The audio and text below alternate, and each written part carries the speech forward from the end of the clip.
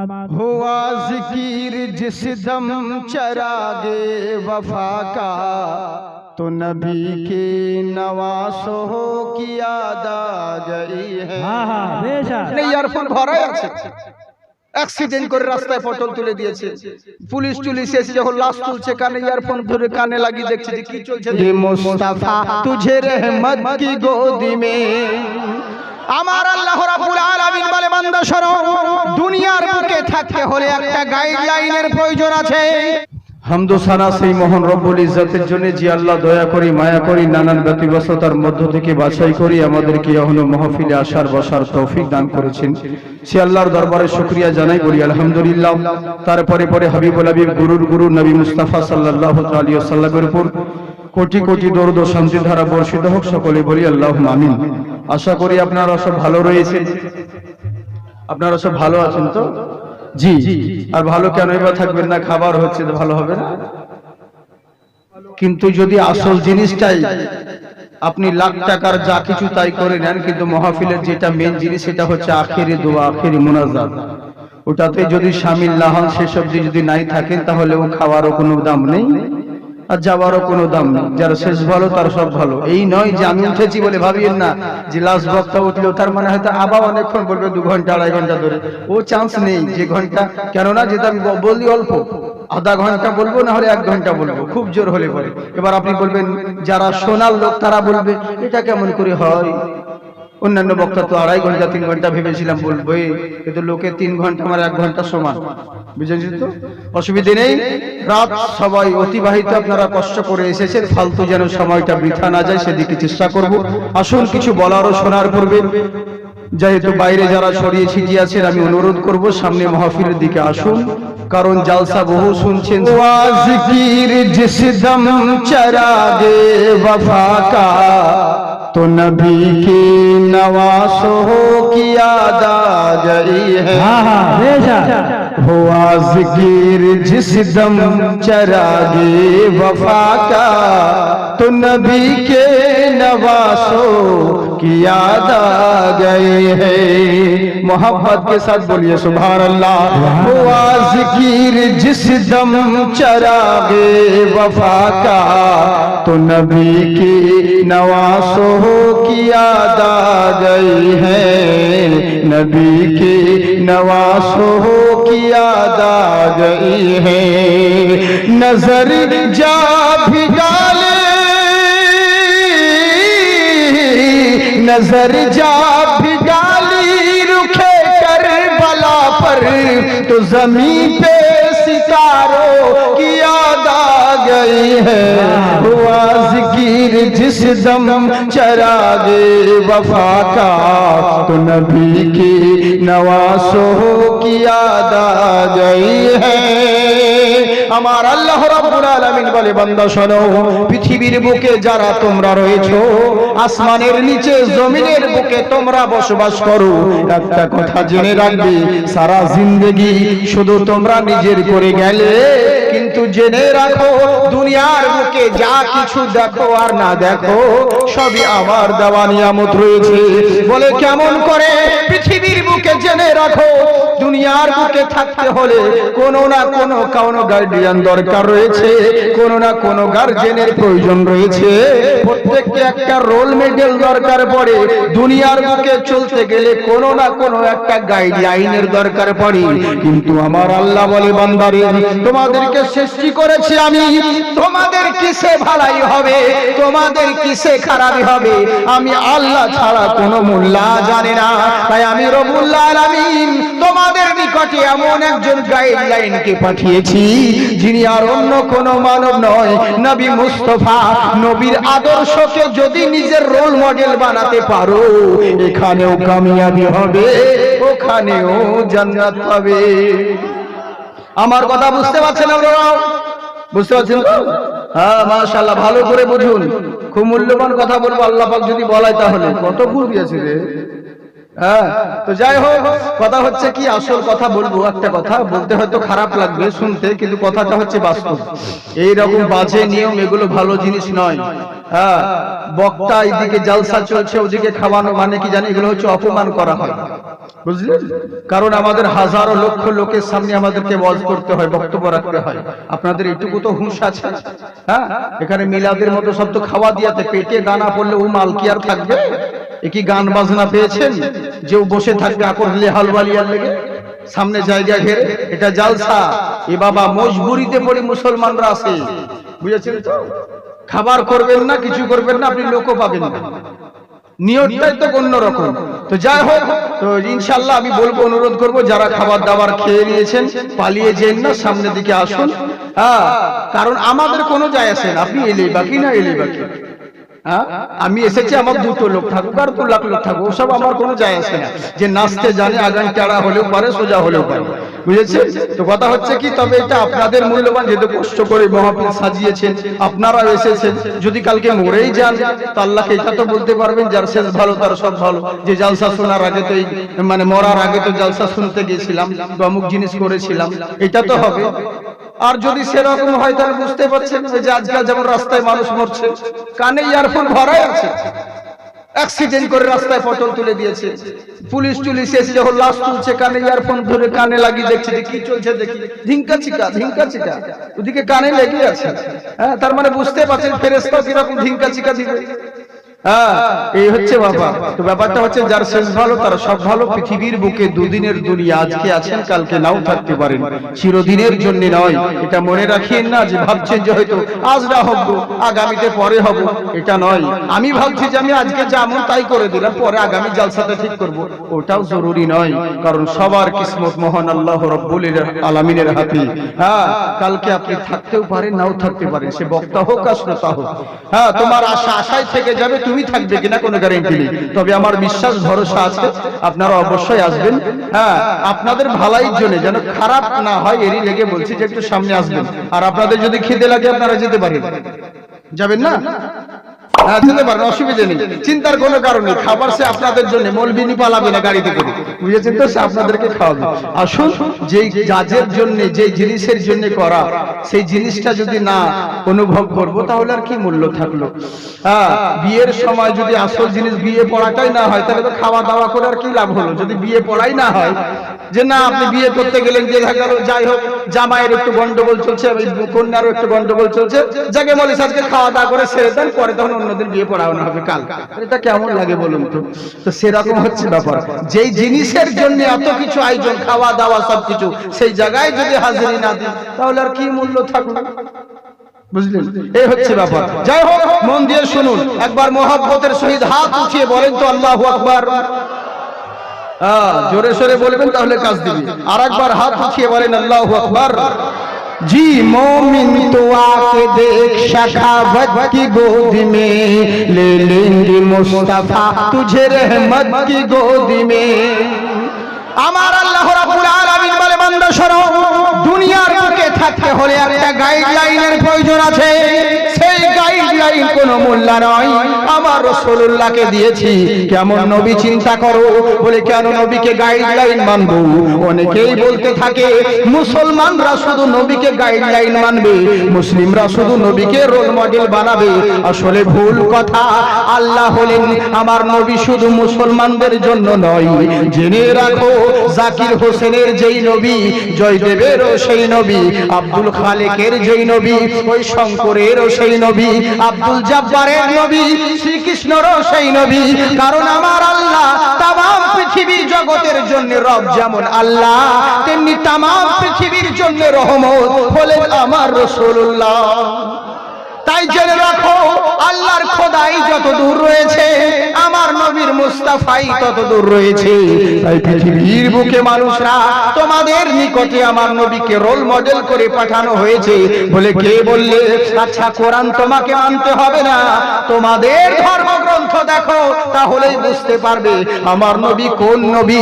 ওম অন্তিম মহারিষি উচ্চালম পধারিত পূর্বেষ্টমী, ওম নমস্তুতে গিরধরম পশুপতি হিমাংশু পঠোদয়া হেরি চর্চ, ওম নমো নমঃ।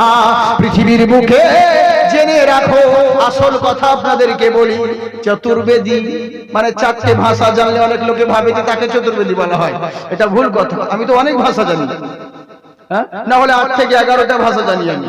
তো তাহলে আসলে সেটা নয়। চার, যেমন আমাদের মশহুর কিতাব রয়েছে চারটে, কোরআন, তাওরাত, জবুর আর ইনজিল, তেমনি ওদেরও চারটে মশহুর কিতাব রয়েছে, বুঝেছেন? ঋগ্বেদ, সামবেদ, যজুর্বেদ আর অথর্ববেদ। তো এই হচ্ছে ব্যাপার। তো চার বেদ সম্পর্কে যাদের পাণ্ডিত্য থাকে তাদেরকে বলা হয় চতুর্বেদী। বুঝতে পারলেন তো? যাদের 3টে বেদ সম্পর্কে অভিজ্ঞতা থাকে তাদেরকে ত্রিবেদী বলা হয়। যাদের 2টো বেদ সম্পর্কে পাণ্ডিত্য থাকে তাদেরকে দ্বিতীয় বেদী বলা হয়। এবার আপনি যত বক্তাদেরকে নিয়ে ভাবছেন যে হয়তো অমুক বক্তা, আমাদের মেলা মৌলবী চতুর্বেদী উঠে, এদেরকে যদি চতুর্বেদী ভাবেন তাহলে কি হয়? তা না, ওই চতুর্বেদী এরা নয়। ইমাল হচ্ছে ভণ্ড চতুর্বেদী আর ওরা হচ্ছে অরিজিনাল চতুর্বেদী। বুঝলেন তো? এই হচ্ছে ব্যাপার। হ্যাঁ, অত সহজ ইসালা কোরআনের একটা সূরা ঠিকভাবে মুখস্থ নয়, ও বেদ কি করে মুখস্থ করলো? তা সেটা নয়, বুঝলেন তো? মেন ব্যাপারটা হচ্ছে পাণ্ডিত্য থাকা দরকার। তো চিন্তার কোনো কারণ নেই, রিয়াল মাল আছে, প্রবলেম নেই, সব দিক দিয়ে চালাবো। আল্লাহ পাক যদি বলেন একবার মন দিয়ে বলেন সুবহানাল্লাহ, এইভাবে চলবে না। হ্যাঁ, এরকম থাকুন। ভারতে 30 কোটি মুসলিমের দরকার নেই, অরিজিনাল 3000 হলেই যথেষ্ট।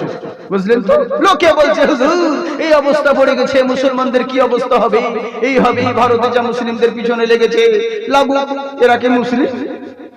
কে হটাবে মুসলমানদেরকে? বলছে আপনাদের অবস্থা খারাপ। আরে ভুল কথা, ইতিহাস পড়ে দেখনি? এ তো সামান্য এরা দুনিয়াবি চালাকি করছে, এর থেকে কত বড় বড় বাধা এসেছে আগে। হ্যাঁ, খাজা মাইনুদ্দিন চিশতিকে পৃথিবীর বুকে আসবে, হিন্দুস্তানের বুকে আসবে ইসলাম প্রচার করতে। তার মা যোগী জয়পাল পৃথ্বীরাজের রাজত্ব ছিল। খবর পেয়ে গেল, এ বলছে বেটারে শোন, এমন একজন মহামানব এইখানে আবির্ভাব হবে যে তোর সবকে ধূলিসাৎ করে দিবে, ইসলাম প্রচার করতে থাকবে। কি করা যায়? তখন রাজা সৈন্য সামন্ত প্রত্যেকটা বর্ডারে বর্ডারে দিয়ে দিল, যাতে কোনো মুসলমান টুপিওয়ালা দাড়িওয়ালা হিন্দুস্তানে প্রবেশ করতে না পারে। চারিদিকে বর্ডার দিয়ে দিল। কিন্তু কে বলেছে রে রাখে আল্লাহ তোমারে কে, আর মারে আল্লাহ তো রাখে কে? যদি মোল্লার হাতে সব থাকতো তাহলে তো দেশের 12টা বেজে যেত, কিন্তু না, সব কিছুর মালিক বলেন আল্লাহ। তাহলে আপনি যদি বলছেন আল্লাহ কেন পারে না আমাদের এই বালা মুসিবত দূর করতে, কি করে করবে? তুমি কি করছো ভাই? আল্লাহ তোমাকে কি করতে বলেছে? তুমি তো আল্লাহর 100টার মধ্যে একটা কথা মানো না। বলে কেন মানবো না হুজুর? আসল জিনিসগুলোকে তো মানি। ওগুলো কি মানো তুমি? ঘোড়ার ডিম, হ্যাঁ, বিসমিল্লাহ বলতে সুন্নত খাবার, ও সব মনে নাই। কিন্তু খাওয়ার পরে যে মিষ্টি পেয়েছো, টুটি থেকে ভুটি খেয়ে নিয়ে, নবীর সুন্নত খেতে হবে। তারপরে একজন বলছে পায়েস এনেছে হুজুর খাবেন, বলে হ্যাঁ দাও, পায়েস খাও। খাবার পরে নবীর সুন্নত, ওও খেয়ে নিল সুন্নতের বাহানায়। তুমি সব মাল ছেড়ে দিলে, কিন্তু খাওয়ার শুরুতে বিসমিল্লাহ বলতে হয়, ও সুন্নাত তোমার মনে নাই। বুঝলেন? তেমনি আমরা মুসলমান ওই রকম হয়েছি, যেগুলো মানার প্রয়োজন সেগুলোকে মানলাম না, নিজের স্বার্থ মোতাবেক যেটা পড়ে ওগুলোকে আমরা মানছি। জেনে রাখো, তাই আমার আল্লাহ রাব্বুল আলামিন বলে, বান্দা শোনো, সব কিছুর মালিক আমি আল্লাহ। তুমি যদি আমার দিকে 1 ধাপ এগিয়ে আসো, আমার কুদরত তোমার দিকে 10 ধাপ এগিয়ে যাবে। কিন্তু তোমাকে আসতে তো হবে, তাই তো বাবা? তোমাকে আসতে তো হবে। বাড়িতে বসে থাকবে বলে কপালে যা হবে আল্লাহ যেদিন হেদায়েত করবে তাই এখন হবে, বললে হয়? হ্যাঁ গো, ছেলে জুয়া খেলছে, গাঁজা খেয়েছে, ওর গার্জেনকে বলছি বাবা আপনার ছেলেকে একটু শাসন করুন যাতে ভদ্র হয়। বলে কি করবো হুজুর? দোয়া করেন, আল্লাহ যখন হেদায়েত করবে তখন হবে। বুঝলেন? ওর ছেলে জুম্মা পর্যন্ত পড়ে না, দিন রাত দুনিয়া দুনিয়া করে বেড়াই।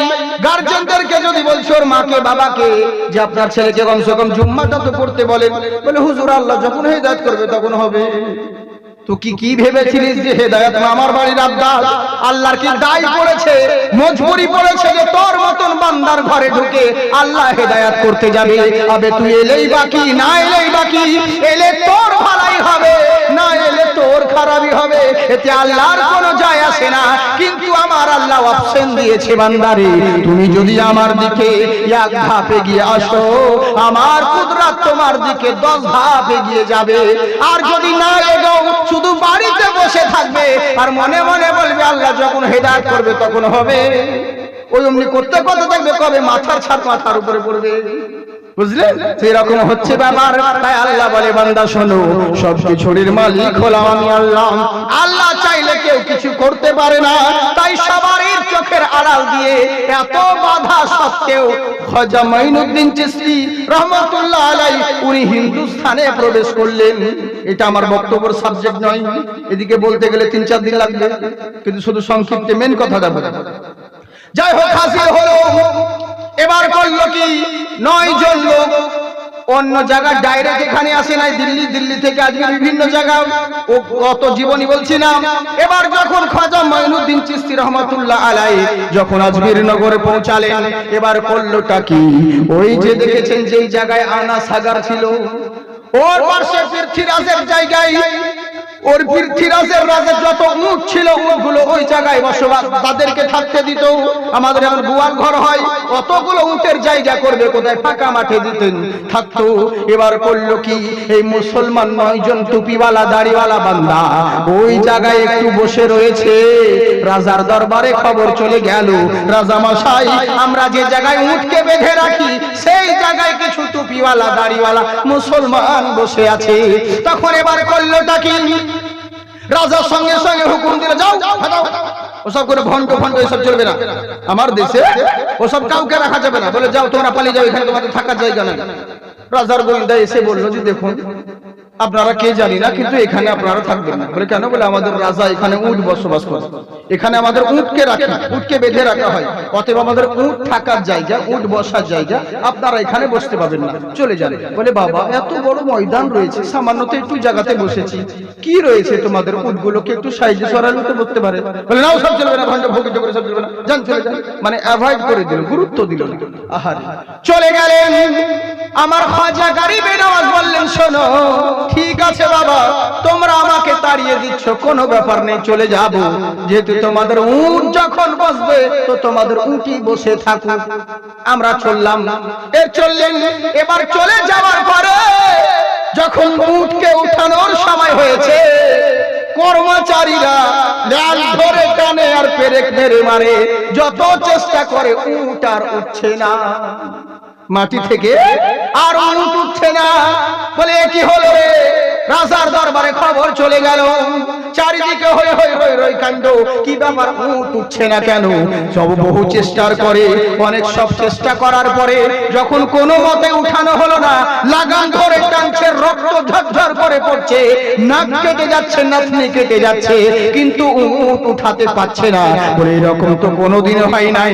রাজা মনে মনে চিন্তা করলো, রে শোন, কিয়ামত হয়ে যাবে, এরা মরে যাবে, কিন্তু উট উঠবে না। একটা কাজে উঠবে, যে এদেরকে বসিয়েছে সে না হলে কখনো উঠবে না। বলে কে বসিয়েছে? বলে ডাক ওই ফকিরদেরকে। খোঁজাখুঁজি করতে লাগলো, দেখছে অন্য জায়গায় দাঁড়িয়ে ওনারা বসে আছেন। বলে বাবা কোন রকম ভাবে জোড়হাত মিনতি করছি। বলে কি হয়েছে? বলে আমাদের রাজার উট উঠছে না, আপনি না হলে উট উঠবে না, একটু দয়া করে উঠান। খোঁজা বাবা বলছেন না না, কিসের আমরা কি করেছি বাবা, তোমার উট উঠছে না তো আমি কি করবো তখন দিদি বাবা? না হুজুর কোনো মতেই মানবো না, আপনি বসিয়েছেন, আপনি না বললে উট উঠবে না, আপনাকে যেতেই হবে। উনি বললেন আমার যাওয়ার দরকার নেই, যদি তাই হয় তো বলো, যাও তোমার উট উঠে যাবে, আমাকে যাওয়ার প্রয়োজন হবে না। অবশেষে এসে দেখলো তা কি, যেমন প্রত্যেকদিন উঠকে থাবা দিলে যেমন উট উঠে যায়, অটোমেটিক সমস্ত বসানো উঠকে লাগাম টানতে হয় নাই, দুর্রার মারতে হয় নাই, অটোমেটিক উটগুলো উঠে দাঁড়িয়ে গেছে। তার মানে বুঝতে পারলেন, এইটুকু ঘটনা শুনলে বোঝা যাবে না, তার মানে বুঝাই থেকে কি শিক্ষা নিলেন?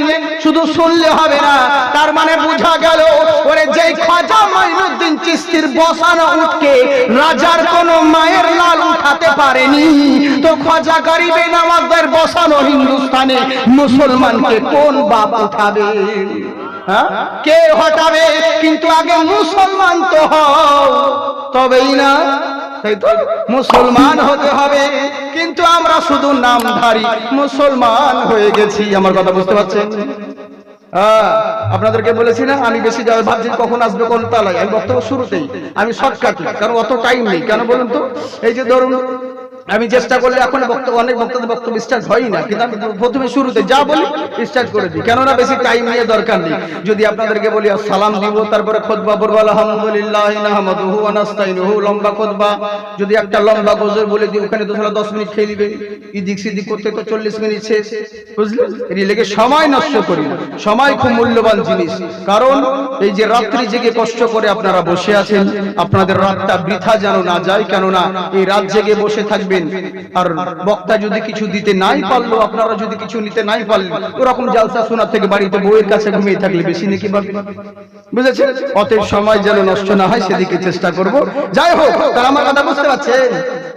সত্যি একবার হাত উঠিয়ে বলেন আল্লাহু আকবার। বাহ বাহ বাহ, মাশাআল্লাহ, জিন্দাবাদ থাকুন।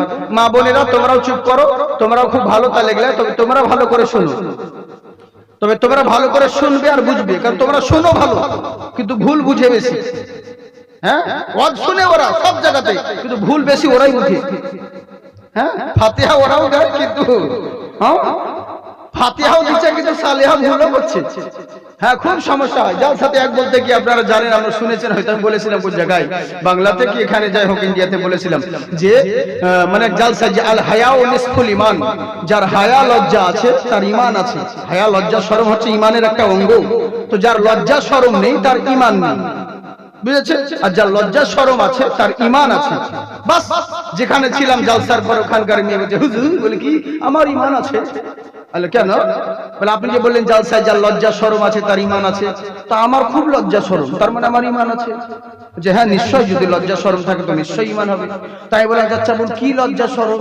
বলে আমাকে বোরকা পড়তে খুব লজ্জা লাগে, শরম লাগে, বোরকা পড়তে ওকে শরম লাগে, বুঝলেন? আচ্ছা বলুন তো, এটা ঈমানি লজ্জা হলো না শয়তানি লজ্জা? শয়তানি লজ্জা। তাহলে কোন লজ্জার কথা বলেছি আর কোন লজ্জা ধরে নিয়েছি? এরই লেগে বলছি তোমরা একটু ভুল বুঝো।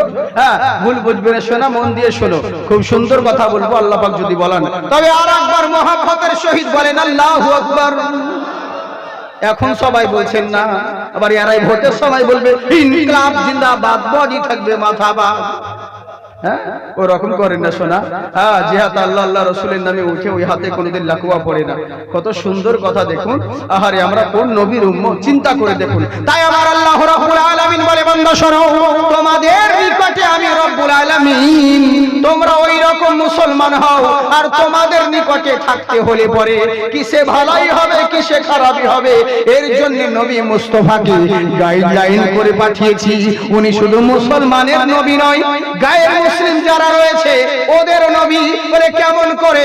উনি এমন একজন মহামানব, এমন একজন মহান নবী গো, বেধর্মী গায়ের মুসলিম গুরু নানক বলতে আছেন শোনো, এমন একজন অন্তিম মহারিষি পৃথিবীর বুকে আগমন হবে, উনি শান্তির বাণী তোমাদেরকে প্রচার করবে। আমরা মসজিদে বলি হাইয়া আলাস সালাহ, হাইয়া আলাল ফালাহ, এসো নামাজের দিকে, এসো কল্যাণের দিকে। তাই সেই মহারিষি উচ্চালম পরাপ শান্তি জমরূপম অতি ভয়ঙ্করা, পৃথিবীর বুকে ওই যে অন্তিম মহারিষি জন্মগ্রহণ করবে, উনি তোমাদেরকে শান্তির বাণী ডাক দিবে। যদি উনার ডাকে সাড়া দিতে পারো তোমরা লাভবান হবে, আর উনার ডাকে সাড়া না দিয়ে যদি নিজের মন মতন চলো, এখানেও বরবাদ হবে, ওখানেও নরকে যাবে। বলে কেমন করে? বলে জেনে রাখো। তখন অনেকজন বলছে, বাল্মীকি বলুন, অন্যান্য রামায়ণ গ্রন্থ বলুন, প্রত্যেকে সবারই মনে একটা ডাউট হবে, আচ্ছা বলো তো দেখি, ওই মহামানবকে মানবো কেন, কিসের জন্য মানবো? বলে জেনে রাখো, অন্যান্য কাউকে তুমি মানতে পারো, কিন্তু যাকে তুমি মানবে প্রত্যেকের মধ্যে কিছু না কিছু খামতি আছে, প্রত্যেকের মধ্যে কিছু না কিছু কমতি আছে, নাই বাবা? আজ যে বিশাল বড় বক্তা হয়েছে, দেখছো বিশাল বড় নামি দামি বক্তা, ভারতবর্ষের জনপ্রিয় বক্তা, কিন্তু ব্যাকগ্রাউন্ড খুলে দেখো, ফ্ল্যাশব্যাকে যাও, দেখো ছোটবেলাকার গালে চড়িয়ে মুড়িকে রেখে নিয়েছিল। হ্যাঁ, আজকে যে বিশাল বড় মাস্টার হয়েছে, ছোটকার ইতিহাস দেখো, কার মাথায় ঢিল মেরে মাথা ফাটিয়ে দিয়েছিল। আজ যে বিশাল বড় ডাক্তার হয়েছে, ছোটকার ইতিহাস দেখো, কবে রাগের চোটে নিজের হয়তো ভাইকে ইঞ্জেকশন ফুঁকে দিয়েছিল। প্রত্যেকের মধ্যে কিছু না কিছু কমতি খামতি আছে, কিন্তু আমার নবী মুস্তাফা এমন নবী গো, জিনার শুরু থেকে শেষ অবধি উনার চরিত্রের মধ্যে কোনো দাগ নেই, কোনো খামতি নেই। কেমন করে ওম পূর্বেশ্বরী পূর্ব নমহা এমন মহামানব গো। সব থেকে আশ্চর্যের বিষয় ওটা নয় যে কোনো মানুষ পানির উপরে রেল চালিয়ে দেয়, সব থেকে আশ্চর্য ওটা নয় 1 মিনিটে 100 কিলোমিটার চলে যায়, সব থেকে আশ্চর্যের বিষয় ওটা নয় যে 1 মিনিটে জমিন থেকে আসমানের সফর করে, সব থেকে আশ্চর্য ওটা নয়। বলে আশ্চর্য কোনটা? বলে সবচাইতে আশ্চর্যের বিষয় হলো ওটা যে আব্দুল্লাহর বেটা নবী মুস্তাফা ওই পৃথিবীর বুকে মক্কা মদিনায় জাহেলিয়াতের যুগে মূর্খদের সঙ্গে 63 বছর জাহেরি জিন্দেগি কাটিয়েছিলেন, কিন্তু মুখ থেকে কোনোদিন ফাহেশা কথা বের করেন নাই। এটাই হলো সব থেকে আশ্চর্যের বিষয়। বুঝলেন? উনি এমন নবী গো, উনার মতন কেউ হবে না, আর কেউ হতেও পারে না। তাই কি করতে হবে? হেরি চর্চ ওম নমস্তুতে, যত উনার চর্চা করবে, যত উনার জিকির করবে, যত উনার প্রশংসা করবে, মহান স্রষ্টা তোমার প্রশংসা দুনিয়ার সামনে বাড়িয়ে দিবে। যার প্রমাণ হলো আমরা নবীর শান বাড়াই না, আমরা ওলির শান বাড়াই না, বরং উনাদের শান বয়ান করে আমরা নিজেদের শান বাড়িয়ে নিই। তাই তো বাবা, আমরা নিজেদের সম্মান বাড়িয়ে নিই নবীর শান বয়ান করে। তাই বলছে শোনো, যদি ওই মহামানবের চর্চা করতে পারো, দুনিয়ার মানুষ তোমার চর্চা করবে। এখানে একটা পয়েন্ট বুঝতে পারলেন, বেধর্মীরাও জানে, গায়ের মুসলমান যারা তারাও জানে যে নবীর চর্চা করতে হবে। উনি এমন মহামানব, উনার মতন কেউ হয়নি আর হবে না। উনার চর্চা করলে মানুষ শিক্ষা পাবে, দীক্ষা পাবে। আর আমাদের মতন টুপিওয়ালা, দাড়িওয়ালা, পাঞ্জাবিওয়ালা এরা বলছে কেন নবীর চর্চা করব? হ্যাঁ, কেন নবী নবী করব? নবী নবী করব না তো তোর বাপ বাপ করব? কার জিকির করব? নবীর জন্যই তো সবকিছু পেলাম। আর এরা বলছে এত কেন নবী নবী করছো? বাবা কত বেদাত দেখুন, যা করবো তাই বলছে এটা বেদাত, ওটা বেদাত। সেদিন চুম্বন দিয়েছি সাল্লাল্লাহু আলাইহি ওয়াসাল্লাম করে, ও বলছে কই নবীর নাম শুনে চুমা দিচ্ছ, আল্লাহর নাম শুনে দাও না, তাহলে আল্লাহকে ছোট করা হচ্ছে। আস্তাগফিরুল্লাহ। চিন্তা করতে পারছেন কত বড় বিয়াদব? নাম নিচ্ছি না ওই অবস্থায়, আপনারা জানেন ওই আল হাদিস তো লয়, আল কবিজ যারা, এরকম বহুত রকম আছে। হ্যাঁ, তো এরা বিভিন্ন রকম বলছে সাল্লাল্লাহু আলাইহি সাল্লাম বলছি, তো কই নবীর নাম শুনে দিচ্ছ, তো কই আল্লাহর নাম শুনে দিচ্ছ না। পাবলিক বলছে সত্যি তো রে, এ তো কথা তো ঠিক বলেছে মৌলভী সাহেব। কিন্তু যত ফতোয়া ওরা চাঁদ দোকানে নিজের জায়গায়, কিন্তু আমাদের সামনে কোনোদিন বলবে না। সত্যি এত ভদ্র যে আমাদের সামনে কিছু কোনোদিন বলবে না। আর সত্যি ভদ্র তো, এত সুন্দর আখলাক, আহারে কি আদর্শ। সত্যি যদি ওদের আকীদাটা ভালো হতো তাহলে তো লাজবাব হয়ে যেত। সব ভালো, কিন্তু আসল জায়গাতে তো গন্ডগোল। এই যে আমরা আশরাফুল মাখলুকাত, সর্বশ্রেষ্ঠ আমরা জাতি, আমরা মানুষ, শুধু জুতো চুরি করি তাই, বুঝলেন তো? বাকি আমাদের সবই ভালো। তো এরকম হচ্ছে ব্যাপার। হ্যাঁ, কি বলবো, দুঃখের কথা। কত সুন্দর ভাবে দলিল দিছে দেখুন, চার দোকানে নবীর নাম শুনে চুমু দিচ্ছ, তো কই আল্লাহর নাম শুনে দাও না, তাহলে আল্লাহকে ছোট করা হচ্ছে। আচ্ছা বলুন তো দেখি, আমি যদি ওর বাড়ি যাই, ও যদি ছেলেকে দেখি, ছেলে দুটো যদি ছোট ছোট ছেলে থাকে, যদি আমাকে খুব ভালো লাগে, হয়তো ওর ছেলেকে চুমু দিলাম আদর করে, তাহলে ওর বাপ কি রাখবে? হ্যাঁ, জাকির সাহেব আমার বাড়ি এলো, আমার ছেলেকে চুমু দিল, কই আমাকে দিল না, ওকেও দিতে হবে। হ্যাঁ, ও তো খুশি হবে, তো আনন্দ হবে।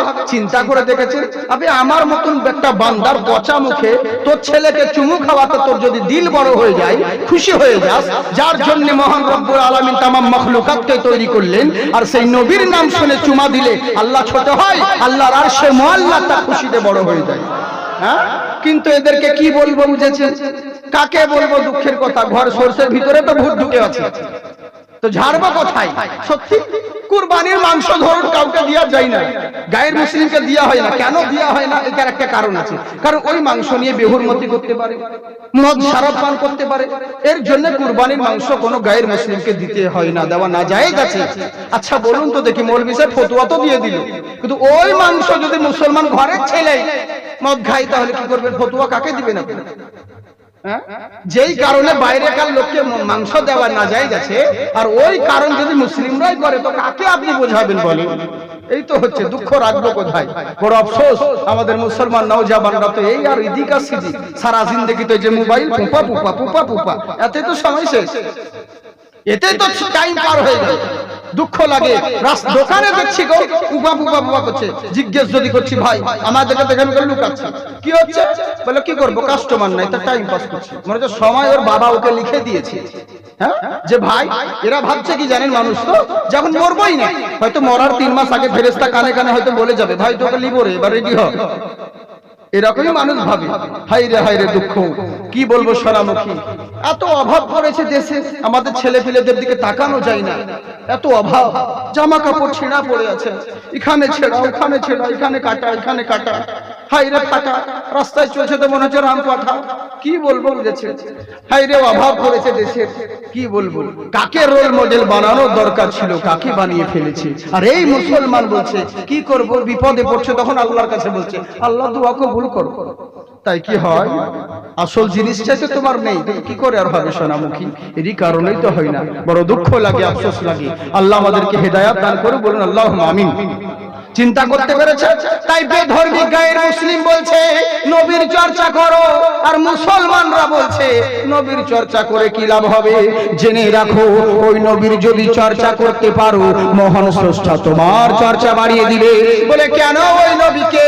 বলে উনি আর অন্য কেউ নয়, ও মা মাহে, পৃথিবীর বুকে মা মাহে, যিনি চির প্রশংসিত, সবার চাইতে উন্নত নবী মুস্তাফা সাল্লাল্লাহু তাআলা আলাইহি ওয়াসাল্লাম। ওই নবীর যদি চর্চা করতে পারো, ওই নবীর আদর্শকে যদি মানতে পারো, দুনিয়ার মানুষ তোমার চরণে প্রণাম করবে। তাই আল্লাহ কোরআনে বলেন লাকাদ কানা লাকুম ফি রাসূলিল্লাহি উসওয়াতুন হাসানা। হে বান্দারা, তোমার জিন্দেগি, তোমার আদর্শ নবীর আদর্শের সঙ্গে যদি মিলে যায়, তোমরাই কামিয়াবি, তোমরাই জান্নাতি। তাই আমার আল্লাহ বলে বান্দা শোনো, ওই নবীকে তোমরা রোল মডেল হিসেবে মানো, নবীকে রোল মডেল হিসেবে জানো। নবীকে যদি না মানতে পারো, একটা কথা জেনে রাখো, ওয়ালা তাহিনু ওয়ালা তাহজানু ওয়া আনতুমুল আলাউনা ইন কুনতুম মুমিনিন। তোমরা সব জায়গায় জয়ী হবে, চিন্তিত হয়ো না, টেনশন করবে না, সব জায়গায় লাভবান হবে, সব জায়গায় জয়লাভ করবে। শর্ত হলো একটা, তোমাদেরকে মুমিন হতে হবে। কিন্তু মুমিন হতে গেলে কি করতে হবে? বলছে জেনে রাখো, ফামান তাবিয়া হুদায়া ফালা খাউফুন আলাইহিম ওয়ালা হুম ইয়াহজানুন। জেনে রাখো, যারা মুমিন হয়ে গেল, যারা হেদায়েত পেয়ে গেল, তাদের ইহ জগৎ পর জগৎ কোথাও ভয় হবে না, আমি আল্লাহ তাদের জিম্মা নিয়ে নিব। কিন্তু ওই মুমিন, ওই হেদায়েত কাকে বলে? জেনে রাখো, আল্লাহর হুকুম যারা মানলো, নবীর হেদায়েত যারা করলো, তারা প্রকৃতই মুমিন হলো। আল্লাহর নবীর মতের সঙ্গে যার মত মিললো, তারাই প্রকৃত নবীর উম্মত হলো। নবীর মতের সঙ্গে যদি মত না মিলে, তুমি সব কিছু হতে পারো, নবীর উম্মত না হবে। জেনে রাখো, দোকান ছাড়া যেমন দোকানদার হওয়া যায় না, ইসলাম ছাড়া, নবী ছাড়া কখনো মুসলমান হওয়া যায় না। বুঝতে পারলে? তাই নবীকে চিনো, তাহলে পরিপূর্ণ মুমিন মুসলমান হবে। আবার বলুন, বক্তব্যকে শুরু হবে, আগে মারবো না ছেড়ে দেব? বলবো? আপনাদের খাবারের ব্যাপার আছে তো, এই জন্য বলছি, জিজ্ঞেস করে করে বলতে হয় তো। কতক্ষণ বলবো বলে? হ্যাঁ, বাবার মাল যে সারা রাত বলবো। আল্লাহ আপনাদের জাজবা ভালো দিয়েছে, হ্যাঁ, চিন্তার কোনো কারণ নাই, বেশি সময় নিব না, তো বলেই দিয়েছি। হ্যাঁ, আর যদি সেরকম হয় তাহলে তো হবে, দুঃখের কোনো বিষয় নাই। মহব্বতের সহিত একবার আপনারা সবাই মিলে হাত উঠিয়ে বলেন তো আল্লাহু আকবার, জিন্দাবাদ জিন্দাবাদ। হ্যাঁ, দয়ার নবী আমার পৃথিবীর বুকে আগমন হয়েছে, নবী মুস্তাফার সাল্লাল্লাহু আলাইহি ওয়াসাল্লামের আমরা সকলেই উম্মত হয়েছি। আর এই যে আমাদের দাম আল্লাহ পাক বাড়িয়েছেন শুধুমাত্র নবীর কারণে। কোন নবী? আমরাও তো নবীকে ভালোবাসি, সাহাবারাও নবীকে ভালোবাসে। আমরা যত এখানে রয়েছি, মৌলভী মৌলানা, হাফেজ কারি, নামাজি বেনামাজি, হাজি গাজী যত আছে, সবাই বলবে নবীকে ভালোবাসি। আসলে কি ভালোবাসা হয়? মুখে বললে কি ভালোবাসা হওয়া যায়? কখনোই নয়। কারণ আপনি একটা কথা বলেন তো বাবজি, যদি ভালোই বাঁচতে হয় তাহলে তোমাকে নবীর কথা মানতে হবে। কি মা আতাকুমুর রাসূলু ফাখুযুহু ওয়া মা নাহাকুম আনহু ফান্তাহু। আল্লাহর রাসূল যেটা দিবেন সেটা সাদরে গ্রহণ করতে হবে, আর যেটা থেকে নিষেধ করবে সেটা থেকে তোমাদেরকে বিরত থাকতে হবে, দূরে থাকতে হবে। কিন্তু আমরা করি কি, আসল জিনিস করি না, কিন্তু আমার মুখে বলি যে হ্যাঁ নবীকে ভালোবাসি। আচ্ছা বলুন তো দেখি বাবজি, হক কথা টক লাগে, জালসা মসজিদ উন্নতি কল্পে নাকি? আচ্ছা গ্রামের উপরে আজকাল মসজিদ উন্নতি কল্পে বহু জালসা হচ্ছে, কিন্তু মুসল্লির উন্নতি হয় না। মুসল্লির উন্নতি কল্পে জালসা হয়, হ্যাঁ বহু জায়গায় বহু রকম দেখছি। তো এই তো হচ্ছে ব্যাপার। আচ্ছা বলুন, আপনারা যারা এখানে বসে আছেন শিক্ষিত লোক, স্কুলে যারা পড়েন তারা ভালো বুঝবেন, স্কুলে যারা পড়ে তারা ভালো করে বুঝবে, রেজাল্ট যেদিন বের হবে, পরীক্ষার্থীদের যেদিন রেজাল্ট বের হয় সেদিন কি একটা ছাত্র গিয়ে মাস্টারকে বলতে স্যার কত নম্বর পাবো? বলে কেন রে, চ্যাট লিস্টে তো আছে নাম্বার কত পাবি দেখে? বলে না স্যার আমার ওই লিস্টে নাম আসেনি। বলে কেন আসবে না? তাহলে তুই পরীক্ষা দিসনি, বাংলা দিয়েছিলিস? বলে না স্যার দিইনি। বলে অঙ্ক? বলে না, হাতে ব্যথা করছিল তাই লিখতে পারিনি। বলে ইংরেজি? বলে না স্যার বাড়িতে মাসি এসেছিল তাই অসুস্থতে পড়তে আসেনি। বলে ইতিহাস, বিজ্ঞান, ভূগোল এগুলো দিয়েছি। বলে না, মন ভালো ছিল না তাই স্কুল আসেনি। তখন মাস্টার বলবে তাহলে নাম্বার কিসের চাইছিস? বলে স্যার প্রজেক্ট করে এনেছি, হ্যাঁ ছবি এঁকে এনেছি, কত নম্বর পাবো? মাস্টার বলবে ঝাঁটা নিয়ে আয় তোকে নম্বর দিব। বুঝতে পারছেন? যেগুলো সাবজেক্টের মধ্যে সেগুলো করেনি, উইদাউট সাবজেক্ট নিয়ে এসে বলছে স্যার কত নম্বর পাবো। তেমনি আল্লাহকে গিয়ে বলবে আল্লাহ জান্নাতে যাব কত নম্বর পাবো? আল্লাহ বলবে বান্দাকে কেন ফরজ পড়েছিলিস, ফজর নামাজ পড়েছিস ফরজ? বলে না আল্লাহ পড়িনি, সময় পাইনি। বলে রোজা? বলে পেটের ক্ষুধার লেগে রোজা রাখতে পারিনি, প্রত্যেকদিন পানির দরকার ছিল। বলে হজ যাকাত? বলে নিজের কষ্ট করা মাল অন্যকে দিতে কষ্ট হচ্ছিল, এর জন্য হজ যাকাত দিতে পারিনি। আল্লাহ বলবে তাহলে নাম্বার কিসের চাইছিস? বলে আল্লাহ সারা রাত জালসা শুনেছি, কত নম্বর পাবো? ফেরেশতা বলবে কত নাম্বার দিবে সেদিন বুঝতে পারছেন। যেগুলো সাবজেক্টের মধ্যে সেগুলো নেই, উইদাউট সাবজেক্ট নিয়ে এসে বলছে কত নম্বর পাবো। মুসলমান জেনে রাখো, ওরে নামাজ হলো প্রত্যেক মুসলমানদের জন্য ফরজ। ফরজকে তলব করে নফল ইবাদত করতে আমরা অনেক বেকার, কিন্তু জেনে রাখো লাখ টাকার যদি নফল ইবাদত করো একটা ফরজের সমান হবে না। 1 টাকা যদি ফরজ তোমার উপরে যাকাত হয়ে থাকে, তুমি আগে 1 টাকা যাকাত দান করো, তারপরে তুমি লক্ষ টাকা দান করতে পারো, সেটা কবুল হবে। ওই 1 টাকা যাকাত না দিয়ে যদি লাখ টাকা দান করে দাও, ওই নফল ইবাদত কবুল হবে না, লটকে থেকে যাবে। জেনে রাখো ফরজ ব্যতীত নফলের কোনো গুরুত্ব নেই। ফরজ আদায় করার পরে তুমি যে নফল আদায় করবে, মহান আল্লাহ সেটাই তোমাদেরকে দান করবে, নেকি দান করবে। কিন্তু আমরা মুসলমান আসল জিনিসগুলো কিছুই করি না, মুখে বলি হুজুর আমরা খুবই আল্লাহকে ভয় করি, নবীকে ভালোবাসি। আসলে কি ভালোবাসা বলে, আসলে কি ভয় করা বলে? চিন্তা করে দেখুন, এই যে আমরা মুসলমান রয়েছি, এই যে সময় আপনাদেরকে আল্লাহ পাক দিয়েছেন, সময়টা কত মূল্যবান, মন দিয়ে লক্ষ্য রাখুন। আমরা রাত্রি হয়ে গেছে কোন রকম এদিক সেদিক করে চলে যাই, এই যে জালসা শুনতে এসেছেন, এই রাতটা যদি চলে যায় আগামীতে যে রাত পাবেন এর কোনো গ্যারান্টি নেই। আছে কি বাবা? কোনো গ্যারান্টি নেই। তেমনি আমরা সময়কে এদিক সেদিক করে লক্ষ্য করে দিই, কিন্তু সাহাবায়ে কেরামরা জানতেন যে সময় কখনো কারোর জন্য থেমে থাকে না, তাই তিনারা সময়ের গুরুত্ব দিতেন। এই যে আপনারা রাত জেগে বসে আছেন, আমাদেরকেও ভাবতে হবে আপনাদের সময়টাও যেন বৃথা না যায়, সেদিকেও চেষ্টা করতে হবে সবাইকে, উভয়কে। তাই বার করলো কি কতটা সময়ের গুরুত্ব দিতেন চিন্তা করুন। আমার সাহাবীকে নিয়ে নবী মুস্তাফা সাল্লাল্লাহু আলাইহি ওয়াসাল্লাম আমার যুদ্ধের ময়দান থেকে ফিরছেন, মক্কা নগরের দিকে ফিরতে আছেন। এবার করলোটা কি, মক্কা নগরে ফেরার সময় রাস্তায় যেতে যেতে কিছু দূর যেতে না যেতে সন্ধ্যা লেগে গেছে, মরুভূমি এলাকা। সন্ধ্যে যখন লেগে গেল, নবী আমার বললেন একটা কাজ কর। বলে কি? বলে সন্ধ্যে যখন লেগে গেছে আর সামনে বাড়ানো যাবে না, এখানেই তাঁবু গাড়ো, আর এখানেই তাঁবু গেড়ে রাত্রিটা এখানেই আরাম করো। সকাল যখন হবে ফজরের নামাজ পড়ে আমরা সবাই বেরিয়ে পড়ব। আমার কথা বুঝছেন তো? মন দিয়ে বুঝুন সোনামুখী বাপজি আমার। হ্যাঁ, ভালো করে শুনুন। কথা হচ্ছে কি, নবী বললেন সাহাবীদেরকে, রাত্রি হয়ে গেছে, সন্ধ্যা লেগে গেছে, আর সামনে পারবো না, এখানেই তাবু গাড়ো। তাবু বুঝেন তো আপনারা? হ্যাঁ হ্যাঁ হ্যাঁ হ্যাঁ, জি জি জি, তাম্বু। তো এবার বললো তা কি, ওই যখন বলছে এখানে তাবুটা গাড়ো, তারপর রাত্রিবেলা এখানে আরাম করব, সকাল হলে বেরিয়ে পড়বো, বলে ঠিক আছে তাই হবে। সাহাবায়ে কেরামরা সঙ্গে সঙ্গে নবীর কথা শোনা মাত্র তাবু গেড়ে ফেললেন।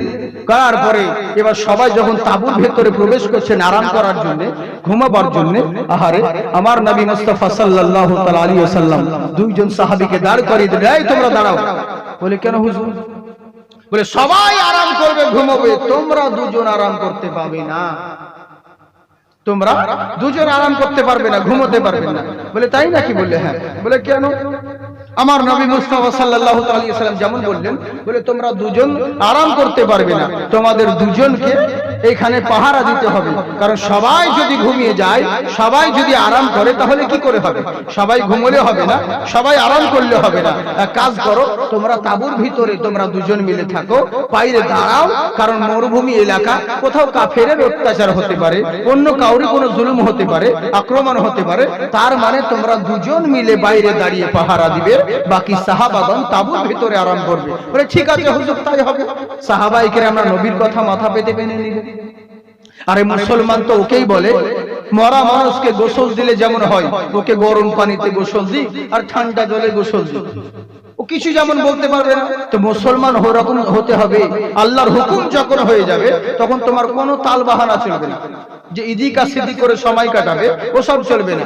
আল্লাহর হুকুম হয়েছে, মাথা পেতে মেনে নাও। কিন্তু আমরা তা তো করি না। যখন যে কোনো জিনিস তর্ক করতে যাই, তখন মুশকিল। এক মাওলানা জালসা, ওর বাড়িতে গিয়ে বলছে, ভাই এত বাড়িতে ছবি টাঙিয়ে রেখেছো, জানো না যে যার বাড়িতে এত ছবি থাকে তার বাড়িতে রহমতের ফেরেশতা প্রবেশ করে না? তখন ও দোকানদার ভুল স্বীকার করে না, ও বলছে তাহলে আমার বাড়িতে যখন আসবে না, তাহলে দোকানে আসতে বলবেন ফেরেশতাকে, দোকানে কোন ছবি টাঙানো নেই। বুঝলেন? মানে তর্কের দিকে খুব, কিন্তু আসল জিনিস কেউ স্বীকার করে না। এই তো হচ্ছে আমরা মুসলমান। কিন্তু চিন্তা করুন, সাহাবায়ে কেরামরা আমার নবীর কথা শোনা মাত্র দুজন মিলে বাইরে দাঁড়িয়ে গেলেন। একজনের নাম হলো হযরত আম্মার বিন ইয়াসির রাদিয়াল্লাহু তাআলা আনহু, অপর সাহাবীর নাম হযরতে আব্বাদ বিন বিশির রাদিয়াল্লাহু তাআলা আনহু।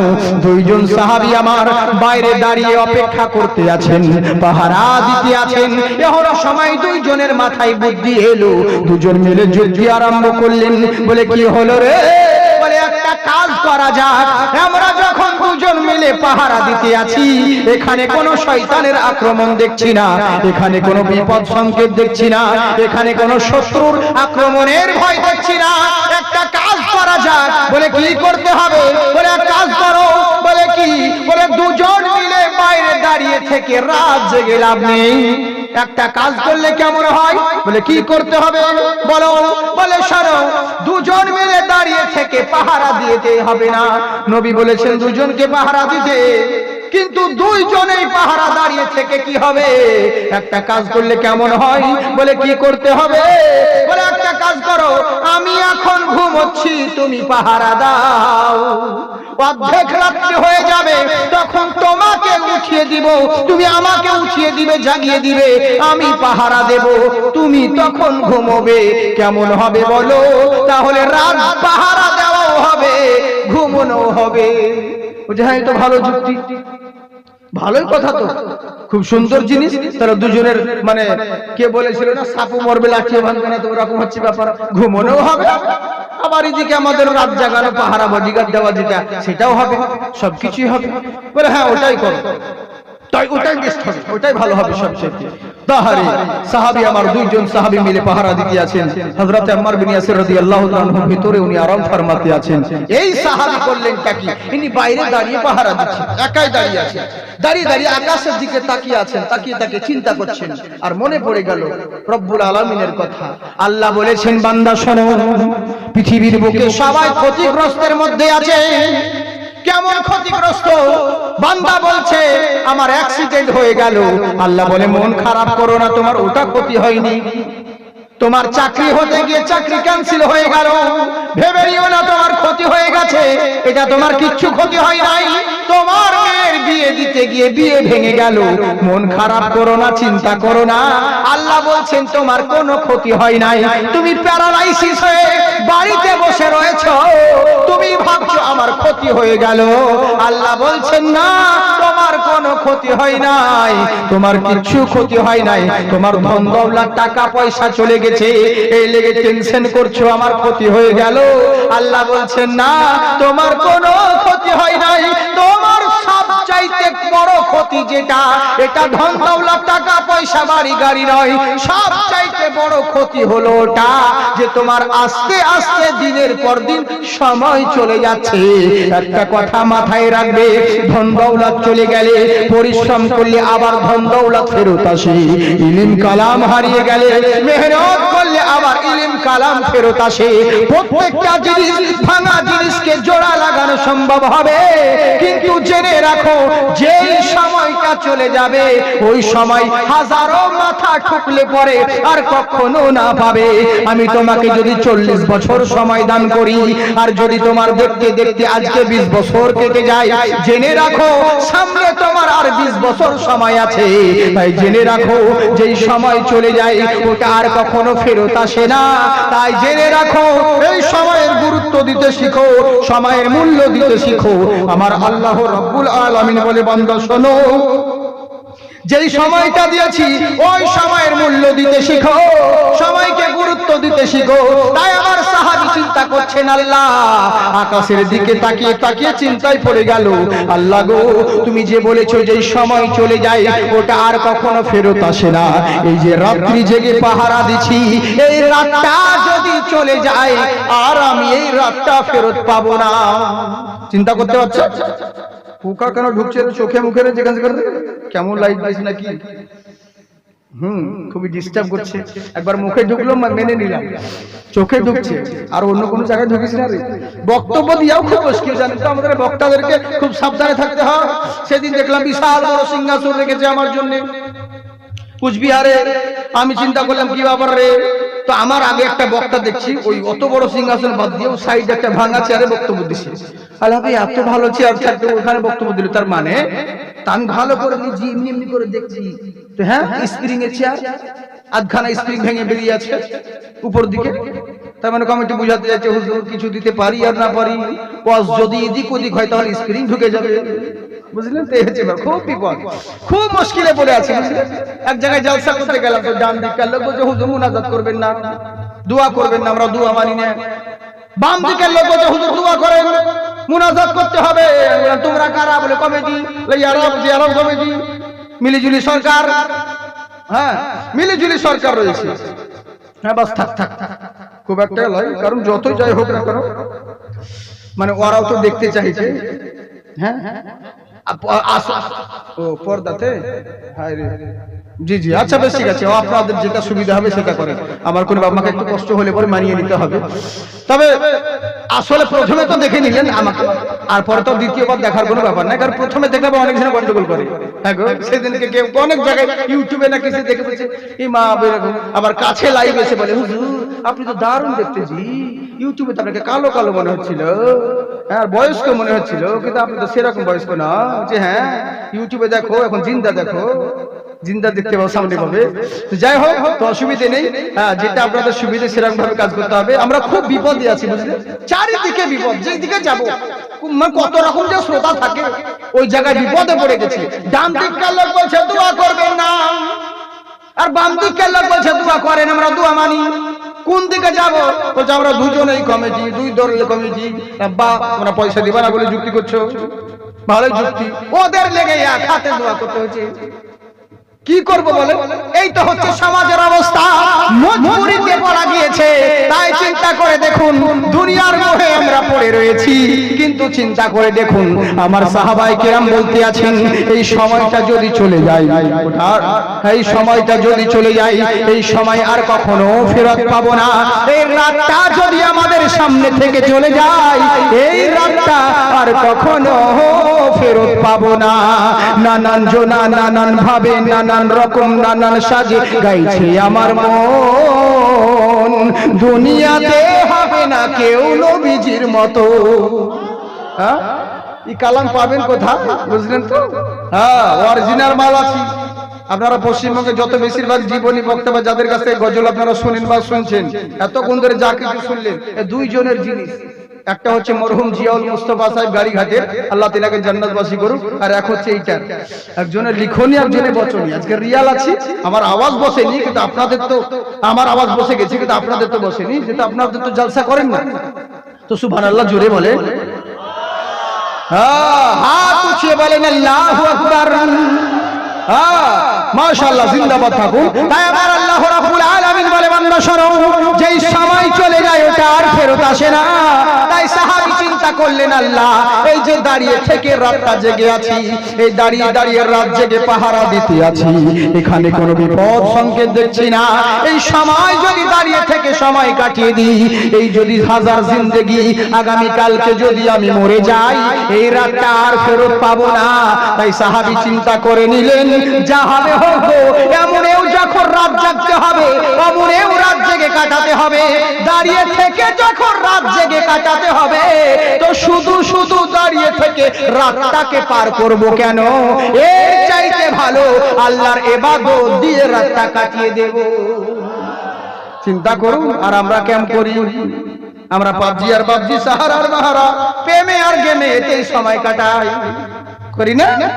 এদিক আর ওদিকে করে সময় কাটাচ্ছি তো, যে কোনো যেখানে, বাসে, ট্রেনে, গানে, যেখানে যেখানে শুধু সময় টাইম পাস করবো। হুজুর টাইম পাস করে লেগেছি, এটা করো।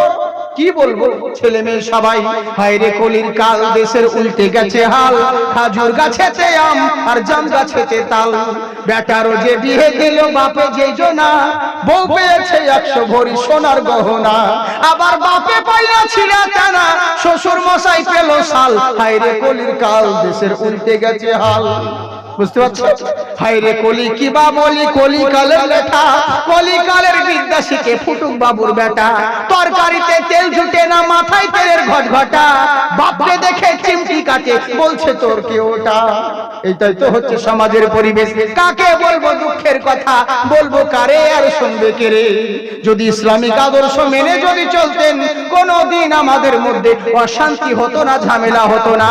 শুধু হচ্ছে একটা কারণে, আমরা নামধারী মুসলমান হয়ে গেছি। হ্যাঁ, সামনে কেউ বলে না, জালসা অনেক হচ্ছে, মিলাদ মাহফিল অনেক হচ্ছে, কিন্তু মৌলবীরাও সামনে হক কথা বলে না। হ্যাঁ, হক কথা বলে না, আর যে বলে তার পিছনে লোকে লাগতে ছাড়ে না।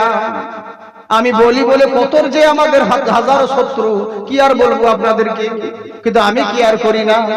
হক কথা বলতেই হবে, কারণ জালসাটা ব্যবসা নয়, শখের মধ্যে করতে হয়। হ্যাঁ, আমি প্রোগ্রাম বেশি করি না, আপনারা জানেন, দেখেন খুব গল্প। হ্যাঁ, আর সব জায়গায় নিজের ইচ্ছা মোতাবেক, মন চাইলে গেলাম, মন চাইলাও বাদ দাও, এই হচ্ছে ব্যাপার। তো কথাটা হচ্ছে কি, তো এরকম। কিন্তু অনেক মানুষ হক কথা বলে না, কিন্তু বলতে গেলে মানে সামনে সবাই সৎ কাজে শুধু আদেশ দিয়ে যাচ্ছে, কিন্তু কেউ অসৎ কাজে বাধা দেয় না। আপনি যতই সামনে হেদায়েতের কথা বলুন না কেন, অসৎ কাজে যতক্ষণ পর্যন্ত বাধা না দিবেন, ও সমাজ কখনো হেদায়েত হবে না, হেদায়েত হতে পারে না। শুধু সামনে সৎ কাজের আদেশ দিয়ে গেলেন আর অসৎ কাজে বাধা দিবেন না, ও সমাজ ভাবছেন হেদায়েত হবে, কখনো নয়। কিন্তু আমাদের হয়ে গেছে কি, সামনে কেউ বলে না, সাইডে বলতে লোক ছাড়ে না। দেখছে মর্তুন চাচা জুম্মার নামাজ পড়তে যাচ্ছে, আর খালেকের বেটা দাঁড়ায় দাঁড়ায় মুছছে। হ্যাঁ, ও নামাজ পড়তে যাচ্ছে, তাসবিহ করতে করতে সুবহানাল্লাহ সুবহানাল্লাহ সুবহানাল্লাহ সুবহানাল্লাহ খুব তাসবিহ করছে, আর দেখছে ওই বেটা দাঁড়িয়ে দাঁড়িয়ে পেশাব ফিরছে। ওকে আর কিছু বললো না, আর চোখে দেখে নিল দাঁড়িয়ে দাঁড়িয়ে পেশাব ফিরছে। সোজা সুবহানাল্লাহ করতে করতে মসজিদ চলে গেল। মসজিদ গিয়ে বলছে আস্তাগফিরুল্লাহ আস্তাগফিরুল্লাহ। বলে কি হলো চাচা? বলে দুনিয়া ধ্বংস হবে গো, কিয়ামত হবে গো, আর বেশি দিন নাই গো। বলে কেন গো, কি হলো গো? আর বলিও না বাবা, হ্যাঁ গো, অত বড় আদবুড়ে ছেলে গো, বিয়ের লাইক ছেলে, জুম্মা দিন তো নামাজ পড়তে আসে না, আর ওই রাস্তার ধারে দাঁড়িয়ে দাঁড়িয়ে পেশাব ফিরছে গো। আচ্ছা বলুন, মসজিদে বলে ওর কোনো লাভ হবে? ও তো গীবত করা হচ্ছে, বড় নিন্দা বড় চর্চা করছে, চুগলাম করা হচ্ছে। তো মসজিদে বলে কি করে হবে? ও যেখানে পেশাব ফিরছিল ওখানে যদি চিল্লে বলতে, ভাই তো মানুষের বাচ্চারা কোত্তার বাঁচাবে, তুই দাঁড়িয়ে দাঁড়িয়ে পেশাব ফিরছিস, ওর চাচানো শুনে জোরে চেল লাগাতে গিয়ে ওই জায়গায় এমন চিমটি খেতেও জীবনেও দাঁড়াতো না। কিন্তু ওখানে কেউ বলে না, বুঝলেন তো? সাইদে নাউজুবিল্লাহ আস্তাগফিরুল্লাহ বলছে। তা আমরা হয়ে গেছি এরকম, সাইদে যতই বলুন ও সমাজ কখনোই হেদায়েত হবে না। হ্যাঁ, আর কি বলবো, মুসলমানদেরকে বলা যায় না তো, নিজেদের ব্যাপার তো, নিজেদের ব্যাপার, এর লেগে আমরা কিছু বলি না। হ্যাঁ, নিজে মুসলমান, আমাদের কাবা, আমাদের পশ্চিম দেখে নিবো আমরা, এই তো হচ্ছে আমাদের ব্যাপার। হায় রে হায় রে হায় রে, কাকে বলবো? আপনাদের কথা শুনে ওরা খুব হাসছে, কিন্তু ওরা জানে না যে ওরা কোন জিনিস, ওদের লেগে তো দেশটা চলছে। হ্যাঁ, মেয়েদের যে দেখছেন লক্ষ্মী ভান্ডার সামনে বসে আছে, এরা কি কম ভালো মনে করছে? এদেরকে আল্লাহ ওই কোয়ালিটি দিয়েছে, এরা ইচ্ছে করলে পরে যে কোনো ছেলেকে জান্নাতের পথে টানতে পারে না? কিন্তু করবে না, ওই জাহান্নামের দিকে যাবে। ছেলেরা ওই মেয়েদের কথা এত শুনে, জানেন, এত শুনে, রাত 11টার সময় যদি কোনো মেয়ে বলে একবার কোনো ছেলেকে, যোগী 11টার সময় তুমি এসো, তোমার সঙ্গে কথা বলবো, বাড়ির পিছনে, ওই 11টা টাইম দিয়েছে, সারা 10টা থেকে জানলা ধরে দাঁড়িয়ে আছে। বাঁশের ঝাড়, বাঁশ গাছ পিছনে, মশা, বাপরে মশাই কামড় দিচ্ছে, কিন্তু মশাকে ডাকে না, কারণ হ্যাঁ বলতে গেলে তো বাড়িওয়ালা জেগে যাবে। এই লেগে গনিমত জানলা ধরে বসে আছে, বলছে গনিমতের মা যত পারবি খেয়ে আজ কিছু বলবো না, বুঝলেন? মশার কামড় দিচ্ছে। 11টার সময় জানালা খুলে মেয়েটা শুধু একটা কথা বলেছে, আই লাভ ইউ, বাস, এর ঘুম না, বালিশ নিয়ে এই মাথা আসি মাথা করছে। আর ওই মেয়ে বিয়ের পর যদি ওকে বলে, ওগো তোমার সঙ্গে একটু কথা আছে বলবো, এত ঘুমা, সারাদিন ক্লান্ত হয়েছে, পরিশ্রম করেছে, ঘুম গল্প করবো, এই করবো, এই তো হচ্ছে ব্যাপার। বিয়ের আগে যেটা করার দরকার সেটা করছে পরে, যেটা পরে করার প্রয়োজন সেটা করছে আগে, এই তো হচ্ছে ব্যাপার। আপনারা কম ভালো না? হ্যাঁ, খুবই ভালো। দেখেছিলাম তো শিয়ালদাতে, বাসে চড়া মাত্র পাশে বসে আছি, হ্যাঁ, বাস যেমনই একটু আমার পাশে সিটে বসে আছে, একটা মেয়ে খালি উঠে ফকলা হাসি দিয়েছে, বাস বসুন ম্যাডাম, বসুন বসুন, ওকে সিট ছেড়ে দিল, সিট ছেড়ে দিল, আমার পাশে বসতে দিল, সিট তো ছেড়ে দিয়েছে। এবার যখন কন্ট্রাক্টর বোঝায় ticket ticket ticket ticket ticket ভাড়া ভাড়া করছে, এবার মেয়েদের যা লক্ষণ তা তো ভালো করে জানে। মেয়ে বলছে, উফ, পার্সটা কোথায় রেখেছিলাম, ড্রাইভার কি গাড়িতে রেখে দিল, খুচরো পয়সা কোথায় ছিল, ডিসকাস্টিং, এরকম মানে মেয়েদের যা লক্ষণ। আর এদিকে কন্ট্রাক্টর বলছে, ম্যাডাম যদি করুন, টাইম না, যদি করুন। আর বলছে, দিচ্ছি বাবা দিচ্ছি। উনি ছেলে বলছে, কি হয়েছে? বলছে, আর বলুন না দাদা, খুচরো পয়সাটা কোথায় রেখেছিলাম মনে পড়ছে না। আচ্ছা আমি দিচ্ছি, কত ভাড়া? বলছে 30 টাকা। উনি নিজের পকেট থেকে 30 টাকা বার করে দিল। যা সালা, একবার মুচকি হাসাতে সিটও গেল, 30 টাকাও গেল। আর ওর বউ যদি সারা দিন হাসে, একটা কচুও দিবে না, বলবে দেনমোহর কোথা আছে। এই তো হচ্ছে আমাদের মুসলমান যুবক। হ্যাঁ হ্যাঁ, তো যাকে মেয়েদেরকে খুব ভালোবাসে, মেয়েদের কথা খুব শুনে, কিন্তু মেয়েরা যদি ইচ্ছে করতো এই যুবকদেরকে খারাপ পথে না জেনে যদি জান্নাতের পথে নিয়ে আসা হতো, নামাজি করতে পারতো, কতই না লাভবান হতো, সংসার সুখী হতো। কিন্তু এরা করবে না। কোনো মেয়ে বলবে না যে তুমি যদি নামাজ না পড়ো, রোজা না রাখো, তাহলে তোমার ভাত খাবো না, এদিকে বলবে না। এটা যদি নাও দাও আমাকে, যদি ওটা না করি দাও, তোমার ভাত খাবো না, এই তো হয়ে গেল। গহনা যদি না এনে দাও আমাকে, যদি এটা না করে দাও, তো আমি তোমার ভাত খাবো না, ওদিকে হবে। কিন্তু ভালো জিনিসের জন্য বলবে না, তাহলে আল্লাহকে কি জবাব দিবে? সারা জিন্দেগি 3টে ছেলের মা হয়ে গেল, একটু কিছু টকঝক হলে তোমার সাথে সংসার করে কোনোদিন সুখ পেলাম না, তো পেলি না তো আছিস কি করতে, আগে চলে গেলি না? 3টে ছেলের মা হয়েও বলছি সুখ পেলাম না, তার কবে পাবি? হ্যাঁ, হাইরে হাইরে হাইরে, বুঝেছেন? এই তো হচ্ছে আমাদের অবস্থা। মা বোন, তোমাদেরকে বলবো, আল্লাহ তোমাদেরকে ওই তৌফিক দিয়েছে, কোয়ালিটি দিয়েছে, তোমরা চেষ্টা করলে সবকিছু করতে পারবে।